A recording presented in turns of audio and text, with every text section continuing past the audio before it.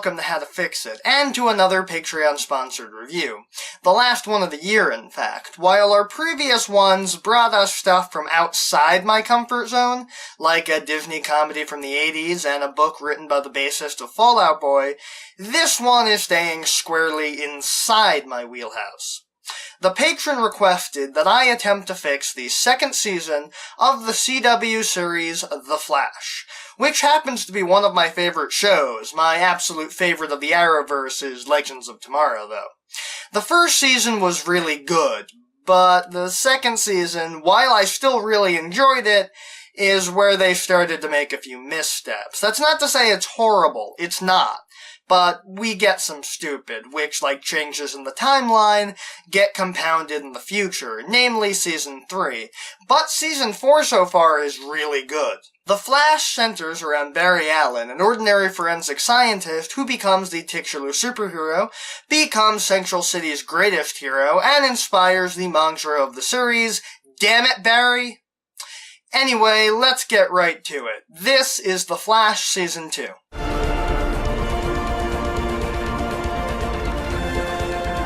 Okay, there is a crap ton of backstory I have to give you on Season 1 so that you can be ready for Season 2, but I'm gonna give you an option. You can either A, listen to my recounting of it here, or B, watch the first half of the Warp Zone's recap wraps, The Flash Seasons 1 and 2, and then skip to the time listed on the screen. Made your decision?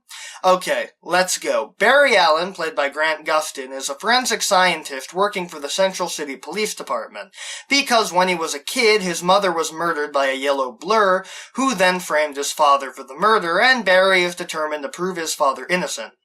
Following the murder, Barry was sent to live with Detective Joe West, played by Jesse L. Martin, the father of one of Barry's classmates, Iris, played by Candace Patton, who Barry harbors unrequited feelings for. Following the explosion of the Star Labs particle accelerator, Barry is struck by lightning and imbued with dark matter, which puts him in a coma for 9 months. When he awakes, he finds that he now has super speed, and just in time, too, because, as it turns out, nearly every petty criminal in Central City also got imbued with some sort of powers as a result of the dark matter release, and instead of using their newfound powers for good, they use them for bad.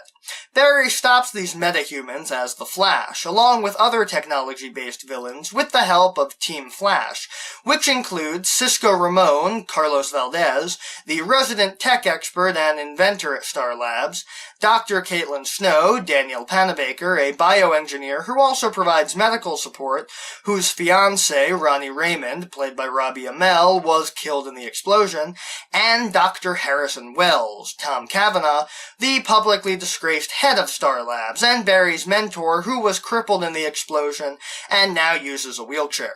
Over the course of the first season, Barry gains a rogues gallery, including Leonard Snart and Heatwave, played by former Prison Break stars Wentworth Miller and Dominic Purcell. Team Flash learns several facts about Dr. Wells, including that he wanted the particle accelerator to explode like it did, and that the yellow blur that killed Barry's mother was another speedster, like Barry, but like his reverse. Barry, meanwhile, has to struggle with the fact that Iris is currently dating Joe's partner, Eddie Thawne, Rick Cosnett, and it's like, you can't even root for Barry because Eddie's just so darn pleasant. I hope nothing bad ever happens to him. They also find Ronnie, who didn't actually die but was merged with Professor Martin Stein, Victor Garber, and Stein's brain took over so he was disoriented and stayed away from everyone. They manage to demerge them, and together Ronnie and Stein become Firestorm, going off because it's an expensive effect and only showing up when Barry needs help. By the end of the season, they learn that Dr. Wells isn't really crippled, and he isn't even really Dr. Wells. Allow me to introduce myself. My name is Captain Bubblebeard. Avast, matey, shut your scupper and bare your steel. And he's not even really Dan Dorian either. He's actually the Yellow Blur, the man in the yellow suit. Eobard Thawne, the Reverse Flash, who didn't actually set out to murder Barry's mother, but when he failed to get his real target, which was young Barry, he took something from the Flash, his normal childhood.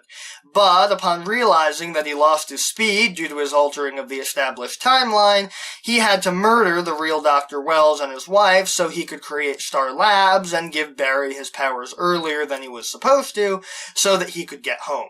Eobard kidnaps Eddie, his ancestor, and then prepares to recreate the particle accelerator explosion, but they find him and Eddie and capture Thawne. Thawne requests that they send him home, and in exchange, he'll tell Barry how to time travel and save his mother. Barry relents and goes back in time, but his future self, the one who went back to save his younger self, warns him away, and he simply sits with his mother as she dies. He returns back to the future and destroys Eobard's time spear, but when Eobard gains the upper hand, Eddie kills himself, because if he dies, he wipes out the entire Thawne bloodline, including Eobard, which is awesome. But it also presumably wipes out Melanie Thawne, who was, in the comics, the mother of Bart Allen, Barry's grandson Impulse. Whoops. The resulting paradox wipes out Eobard in the present, but doesn't alter his events in the past, even though it really should, and causes a giant singularity, which is where the season ended. 6 months later, Barry destroyed the singularity, but at the cost of Ronnie's life, as the only way to close it was for Firestorm to demerge in the middle of it, and Stein is the only one who survived. Which is good, because they're gonna need a replacement scientific advisor since Dr. Eobard Wells-Thawne is gone. And don't worry about Ronnie. When he got sucked into the singularity, he ended up in a universe where he got a job working in the mailroom at a fashion company run by an improv comic. And if you thought that I was going to go for the low-hanging Scooby-Doo joke, you don't know me very well. Barry split up Team Flash, but is inspired to get the gang back together after he's given Dr. Wells-Thawne's video will, which includes a confession, the confession that he killed Nora Allen, which would allow Barry's father Henry, John Wesley Shipp, to be released from prison. But there's another problem going on, as 52-dimensional breaches opened up as a result of the singularity, releasing metas from Earth 2 onto their Earth. Metas being given one mission by their master, the evil speedster known as Zoom. Kill the Flash. But it's alright because Barry and Team Flash have a new ally in the form of Jay Garrick, the Flash of Earth 2, played by Teddy Sears, who got stranded on Earth 1 without his powers when the singularity opened. Why he didn't approach anyone for 6 months is anyone's guess, but there's no time for that because Professor Stein is dying. See, without Ronnie to stabilize the Firestorm Matrix, Firestorm is about to go nuclear, so they need to find a suitable person imbued with dark matter that can handle it, settling on former high school quarterback, now auto mechanic Jefferson Jackson, played by Franz Drama. And he's a really great choice because he already has experience dealing with threats from other worlds. Hey, this ain't got nothing to do with gangs. Caitlin works out her issues with Ronnie's death, and Stein and Jax go off to become legends, meaning that there's another opening at Star Labs, which is filled by Dr. Harrison Wells of Earth 2, who comes seeking the Flash's help to save his daughter Jessie, who was kidnapped by Zoom, though he and Jay don't have a great working relationship since Harry's particle accelerator exploded as well, giving all the Earth 2 metas their powers, but he refuses to publicly admit it. And that apprehension is justified, as Harry is secretly working to steal Barry's powers to bargain for Jessie's life with Zoom. There's also the problem that Jay is slowly dying, and Caitlin can't figure out why, and when they attempt to restore his powers, it only makes it worse. Over the course of the season, Barry goes out with Patty Spivot, Joe's new partner, who turns out to have a crazy grudge against Weather Wizard for killing her father, and Joe and Iris discover that the West family is slightly bigger. See, Iris's mother was dead, or at least that's what Joe told her. She was a drug addict and left Joe, and he said that she was dead to make things easier for Iris. She resurfaces, having contracted the same disease that Mr. Freeze's wife had, and I'm not even kidding, she has McGregor's syndrome, and reveals to Joe and Iris that she was pregnant when she left, introducing them to her son Wallace, or Wally West, played by Kenyon Lonsdale, which is pretty much where I fell in love with the show because Wally West was my childhood Flash, being the one from the DC animated universe.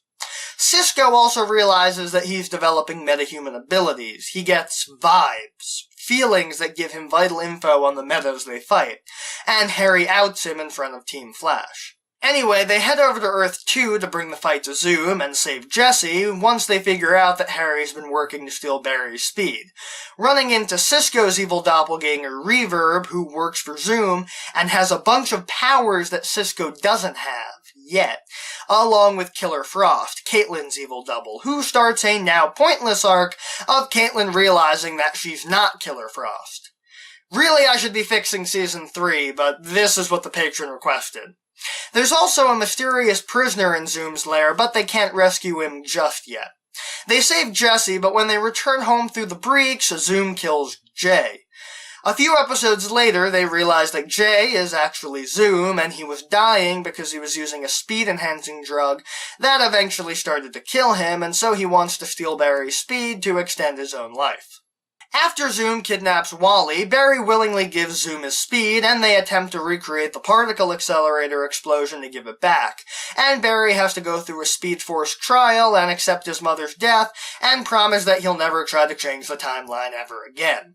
He gets his powers back, and they discover Jay's real identity, Hunter Zolomon, a notorious serial killer on Earth 2, whose mother was also murdered, but by his father, which caused him to become evil. Zoom eventually kills Barry's dad so that he can know his pain, and Barry and Zoom race for the fate of the multiverse, which Barry wins by using time travel to call out time wraiths, which he had previously encountered when he went back in time to Season 1 to get Eobard's help with getting faster, and having them drag Hunter into the Speed Force. The day is saved, and the mysterious prisoner from Zoom's lair turns out to be the real Jay Garrick, the Flash of Earth 3, who it turns out is Henry Allen's doppelganger, which, along with his father's funeral, kills Barry inside.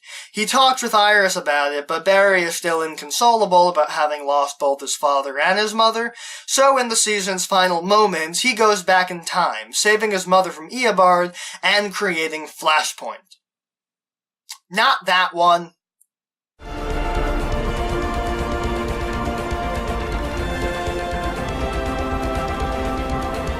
The basic arc of the season is great. I like the idea of having threats from other universes showing up alongside the usual attack from the rogues.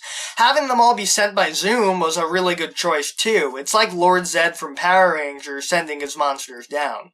Speaking of Zoom, he's a really scary villain. I mean, they've got Tony Todd doing his raspy voice, and once we find out that he and Jay are one and the same, it's even scarier because unlike Thawne, we never got any indicator of his sinister intentions, while we knew that Dr. Wells was hiding something from day one. The season also had a lot of good character arcs. Stein and Jax's arc, along with Caitlyn getting over Ronnie, was done very well, especially the fact that she was initially resistant to Jax but warmed up to him. And while I love Ronnie, and Robbie Amell is a great actor, his portrayal of Professor Stein in Ronnie's body was my favorite part of Season 1, but I really like Jax and Stein's pairing here. Harry's arc with Jesse is well done as well. First, the part where he's so desperate that he betrays Team Flash and kills people, but then the arc where Jesse realizes how dark her father is, but he manages to come through it all, being only the second most sinister Dr. Wells they've seen so far. The arc with Zolomon was okay too, though I hate that they keep reusing the same plot over and over about having a trusted person on the team who turns out to betray them. One arc that I loved was Barry's arc with Patty. It was interesting since they both have the parent murder vengeance thing, but it would have been a better mirror if they had had Barry meeting her last season, because their arcs would have been identical, with Patty and Barry both stopping the person who ruined their lives, as opposed to Patty's arc being a retread of Barry's last season. Cisco's arc with coming to grips with being a meta was great, especially how he ends up realizing what powers he actually has on Earth 2. Another positive is that they brought in Wally West. That's all I have to say about it, but it's just a high point for me because Wally is my Flash. His entire arc was great, but I'm just happy that he's there. I also really like Harry as well. As much as I loved Kavanaugh getting to play Sinister as Thawne, Harry is a great character as well. And he has a lot of the same qualities, but he's a lot rougher around the edges. But we did get to see Kavanaugh go back to Sinister Wells during the time travel episode, which was brilliant. And we got to get an episode to see more of the Matt Lecter version as well, so it was a really good season for Eobard. The season also had a lot of unique villains, all straight from the comic books, but still unique in how they were presented. Dr. Light was especially well done, since we got a side-by-side of her Earth-1 counterpart who was totally different. All the regular characters put in a great performance, especially Grant Gustin and Candice Patton, and Iris gets a lot more to do this season. I especially loved her arc of having to get over Eddie's death, and how she does with Barry getting her closure from his trip to talk to Eobard. And everyone really gets some time to shine when we get to see them play the Earth 2 versions of all the regulars, even some villains. The Jay Garrick reveal is really well done, even though everyone already knew who it was, because, duh. Obviously the Golden Age Flash was going to be played by the previous Flash actor. It's almost tradition for superhero shows and movies to do that. But the fact that it tied into Barry's arc was interesting. Also, Blake Neely is phenomenal as a composer, and the soundtracks for the Arrowverse shows are awesome, but I liked a lot of the incidental music from this season specifically. We'll be right back with more of the show. And if you think that me being dressed as Ted Corwin has nothing to do with the Arrowverse, you'd be wrong.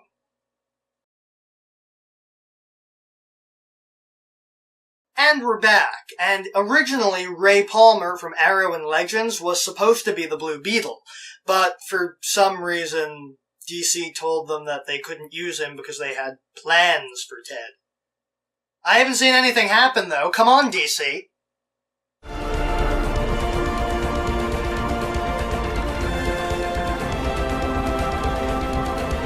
The season was really dark. I mean, I know that the Flash isn't the happiest superhero because his mom was murdered, but there was just so much loss this season. The loss of Ronnie, the loss of Barry's dad, the loss of Barry's powers nearly killing him. The reason I like this show is because it's not dark and gritty like Arrow. Season 1 had its darker moments, but it was overall a positive show. Season 2, not so much. Also, and I know I should save this for later, but I'm curious now. What the hell was with that ending? Barry doesn't so much win, rather than he anticlimactically causes the Speed Force to imprison Zoom. Seems like they built him up a lot and then couldn't figure out how Barry could possibly defeat him through conventional means, and so they had to pull something out of their asses. Like, Eddie killing himself to defeat Eobard was similar, except that it was pretty much built up that Eobard was the better speedster, and Eddie's heroic sacrifice made narrative sense. He wanted to be the hero, and he died finally getting to be the hero. This was just weak. It's especially weak considering that there are a whole host of ways to defeat Zoom, which I'll get into later. I feel like they spent too long on building up Zoom's identity. Yes, I like that we got to be really surprised that Zolomon was Zoom, but then again, any comics fan would have known he was Zoom from the moment he told Caitlin about his Earth 1 double's name being Hunter Zolomon. So the fact that we had to go 5 episodes before they figured it out was agonizing as a comics fan. I also have a question about Zoom. Why didn't everyone on Earth 2 know who Jay really was? Like, the Flash of Earth 2 was a well-known hero. He did press conferences. But if serial killers were as big a deal as Harry claimed, you're telling me that there were no clean-shaven pictures of Hunter Zolomon? Serial killers aren't as rare here, and we have pictures of serial killers throughout the years. And it's not even like Hunter vibrated his face differently as Jay, cause his doppelganger was identical to him. I found it super hard to believe that everyone, especially Harry, couldn't have figured it out. I mean, I get that it would be a surprise that Zoom was Hunter Zolomon, but at least they'd have been prepared since they'd have known that their hero was a serial killer. Not to say that the arc of a bad person getting powers and becoming a good guy couldn't have been interesting, but he was still Zoom first. I also think that the concept of Earth 2 is wasted. We see a lot of doppelgangers of people that we see a lot, but no doppelgangers of anyone significant, like Eddie, or someone neat like Snart and Rory. We get some hinting at their doppelgangers, but nothing solid, and considering how great that Wentworth Miller was as Earth X Snart in the recent Crisis on Earth X, I'd have loved to actually see a nice Snart and Rory. It's used for an arc with Caitlyn, but considering that her arc was she's not Killer Frost, and then the next season makes her Killer Frost, it feels like they should have done an arc with someone else, maybe Earth 2 Eddie. My biggest issue with the season, though, is that I don't think they deserve Flashpoint. I went on in my Batman v Superman video about how Flashpoint shouldn't be the first Flash movie, and before I got to it, just knowing that it was Season 3's arc, I was okay with that. I was sure that they'd justify it, but they didn't. Considering that we had to sit through the Don't Change the Past episode, and the Get Over Your Mother's Death episode, I just don't get how we get Flashpoint. I get that it's Barry's lowest point, but why not just go back and save his dad from Zoom, or kill Jay before he became a member of the team? He went back and changed Hartley Rathaway's arc to become a good guy, so why not change Zoom's arc too? It's also annoying because we keep falling back on retreading the same arc for Barry. Don't someone mess with time. You don't with time. I'm just tired of it. And Barry has a support system, so I don't even buy that even in a fit of grief that he would do this. At least, not now. And this is a minor point, so I saved it for the end, but it's really an issue with all 4 seasons of The Flash as of now. The CGI is still garbage during the intense fights, though it's not nearly as bad as some of the Savitar fights from Season 3, which are just so unrealistic. I still wanted to point it out here, though.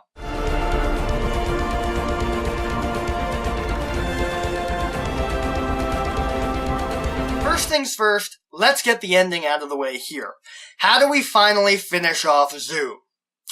What if Zoom found a way to go into the Speed Force, like Barry had done, and tried to, absorb all of it, or cut off all the other speedsters but himself, so he's literally the fastest man that will ever be alive?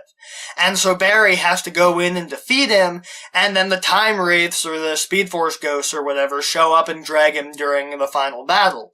It would have been especially climactic if he was about to kill Barry in the Speed Force, but the Speed Force saves him willingly. Especially considering how he proved himself earlier in the season, it would have also made narrative sense like Eddie's death. And also, either make Jay Garrick's or Hunter Zolomon's face different, because as it stands, I don't buy for a single minute that no one put 2 and 2 together, especially Harry, who saw Jay face to face and in close quarters several times, and never put together until Caitlyn said his name.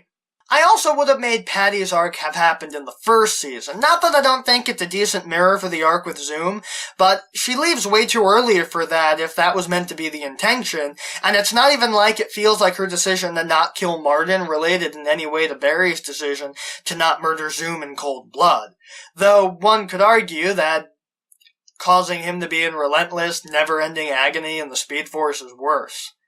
I get it, the Flash doesn't kill, and I really do appreciate that, but I also would have done more with the concept of Earth 2. The fact that we only really see it for 2 episodes is a bit of a letdown, and it's great that we get to see the alternate versions of all the main characters, and Deadshot as a cop, and Captain Singh as a petty crook, but we don't get anything other than that, really. An idea I tossed around in my head when I watched it was that when they were about to be killed by Deathstorm, Reverb, and Killer Frost, that they get saved by the Earth 2 doubles of Snart and Rory, and they're both just super pleasant people. Getting Henry Hewitt working at Star Labs was a nice touch, but not enough for me. I also would have jettisoned Caitlyn's arc because it's, and say it with me now, completely pointless. It's almost as if they wrote that and then forgot that they wrote it, so they had to use Flashpoint to justify her getting powers. Speaking of Flashpoint, I'd just not do it. Even with Season 3, I don't feel like it was justified, and they should have really saved it. Wally could have gotten his powers from the dark matter during the attempt to restore Barry's powers, and we still get Kid Flash. Julian could just show up. All it does is complicate things, and unless they could really justify it, and I don't think that after 2 seasons they really could. In the comics, it was built up better and had a lot higher stakes for it. Maybe if they waited a few years and had Barry lose his support system, maybe during this DeVoe arc right now when no one believes him about DeVoe, and have DeVoe drive all his friends and family away, and then maybe he'd be justified enough in going back in time and altering it despite the risks. He does not have that development at the end of Season 2, though. And finally, some housekeeping stuff. Make it brighter. I'm not saying that it has to be happy, no consequences, but let Barry win something. A key to screenwriting is that you need to have small wins, and everything Barry goes through this season feels like a loss, except the fact that I guess he gets Iris in a position to finally share his romantic feelings, and that he gains a new ally in Wally. And fix the CGI. Jeez, it's really bad. Other than those points, though, Season 2 of The Flash is really solid. And that was The Flash Season 2. Was it good? Yeah, overall it was really good. There are some missteps, but in general it was solid. And don't think that my criticisms take away from the fact that I thoroughly enjoyed this season, and continue to enjoy the current season despite other missteps. While Legends of Tomorrow is my favorite entry in the Arrowverse, mainly due to having Professor Stein and Snart as the main characters, I absolutely love The Flash, and I want to see it be the show that I believe that it can be. Season 2 is like Harry. Sort of rough around the edges. Some people don't like it as much as the first one, but I think that by Season 4, they've worked out a lot of the issues that this season had. Could Season 2 have been better? For sure, but that doesn't change the fact that the show still managed to make those missteps, and still be, for the most part, really good. Anyway, that's all the time we have for today. If you'd like to see more of how to fix it, you can hit that subscribe button. And if you have any comments or complaints about the video, you can put those in the comment section below. Oh, and if you want to be notified of new uploads, you can hit that bell icon. And if you enjoyed this video, show it to your friends and share it around the internet. And maybe consider supporting the show on Patreon, especially if there's anything you really want me to review in 2018 that you think is worth $7. Next week, we're skipping Christmas this year. But trust me, I have a really good reason this time.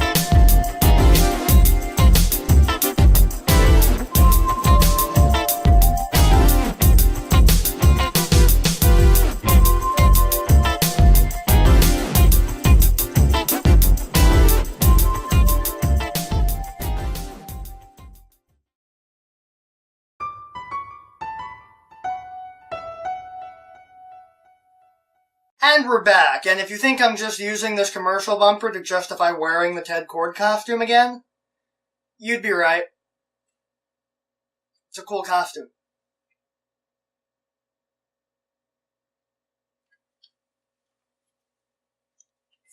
I look f***ing amazing like this.